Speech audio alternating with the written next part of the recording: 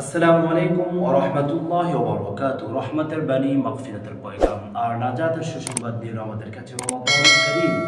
আলহামদুলিল্লাহ, গোটা রমাদানুল কারীমের আমরা একটি প্রতিপাদ্য বিষয় নিয়ে আপনাদের সাথে রয়েছি, সেটি হচ্ছে আজকের তারাবি শিক্ষা। আমরা এক এক করে ধারাবাহিকভাবে 18টি পর্ব সমাপ্তি করতে পেরেছি আলহামদুলিল্লাহ। আজকে আমরা 19তম পর্ব নিয়ে কথা বলব। 19তম পর্বে কোরআনুল কারীমের 22 নম্বর পারা থেকে হাফেজে কোরআন তেলাওয়াত করবেন। 22 নম্বর পারা প্রথম নম্বর পৃষ্ঠা থেকে 20 নম্বর পৃষ্ঠা। এখানে গুরুত্বপূর্ণ কয়েকটি সূরা রয়েছে, যেমন সূরা সাবা রয়েছে, সূরাতুল ফাতির রয়েছে, সূরাতুল ইয়াসিন রয়েছে। গুরুত্বপূর্ণ 3টি সূরা রয়েছে। এই সূরাসমূহের মধ্যে আমি গুরুত্বপূর্ণ কয়েকটি কথা বলতে চাই। প্রথমে আমরা যে বিষয় নিয়ে কথা বলব সেটা সূরাতুল আহজাব এর 33 নম্বর আয়াত। সূরাতুল আহজাবের 33 নম্বর আয়াতে আল্লাহ তাআলা নবীর স্ত্রীদেরকে উপদেশ দিয়েছেন, অকরনা ফি বুয়ুতিকুন্না ওয়ালা তাবাররাজনা তাবাররুজাল জাহিলিয়াতিল উলা।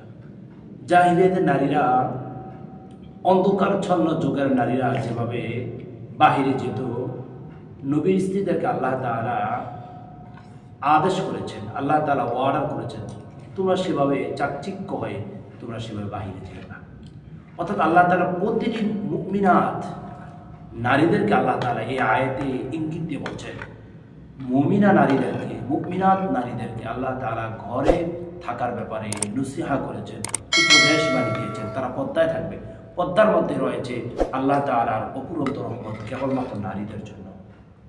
তারপর গুরুত্বপূর্ণ আরেকটি কথা আমরা জানার চেষ্টা করবো, সেটা সূরাতুল আহজাব এর 35 নম্বর আয়াত। এখানে আল্লাহ তাআলা বলেন, ইন্নাল মুসলিমিন ওয়াল মুসলিমাত ওয়াল মুমিনিন ওয়াল মুমিনাত ওয়াল কানিতিন ওয়াল কানিতাত ওয়াস সাদিকিন ওয়াস সাদিকাত ওয়াস সাবিরিন ওয়াস সাবিরাত ওয়াল খাশিঈন ওয়াল খাশিআত ওয়াল মুতাসাদ্দিকিন ওয়াল মুতাসাদ্দিকাত। এভাবে আল্লাহ তাআলা ধীরে ধীরে এক এক করে 10টি পয়েন্ট তুলে ধরেছেন। এই 10টি পয়েন্টের উপরে যারা গুণান্বিত হবেন, গুণী হবেন, শ্রেষ্ঠত্ব প্রদান নিজেকে করতে পারবেন, নিজেকে শপথ করতে পারবেন, আল্লাহ তাআলা তাদেরকে পুরস্কার হিসাবে মাগফিরা প্রদান করবেন, আল্লাহ তাআলা তাদেরকে ক্ষমা করে দেবেন। আল্লাহ তাআলা জান্নাতের সুসংবাদ তাদেরকে দিয়েছেন। ইন্নাল মুসলিমিন ওয়াল মুসলিমাত ওয়াল মুমিনিন ওয়াল মুমিনাত ওয়াল কানিতিনা ওয়াল কানিতাত। আত্মসমর্পণকারী মুসলমান, আত্মসমর্পণকারী নারী, মুমিন পুরুষ, মুমিনাত নারী, সিয়াম প্রদানকারী পুরুষ, সিয়াম প্রদানকারী নারী, আল্লাহকে ভয় প্রদান করা পুরুষ, আল্লাহকে ভয় প্রদান করা নারী। এভাবে আল্লাহ তাআলা ধীরে ধীরে অসংখ্য অগণিত কথা বলেছেন।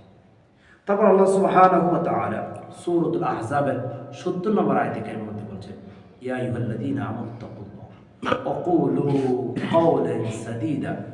ও হে বান্দা, তোমরা আল্লাহকে ভয় করো আর তোমরা সত্য কথা বলো। তারপর আজকে তারার মধ্যে হাফিজে তোমরা সূরাতুল ইয়াসিন তেলাওয়াত করবেন।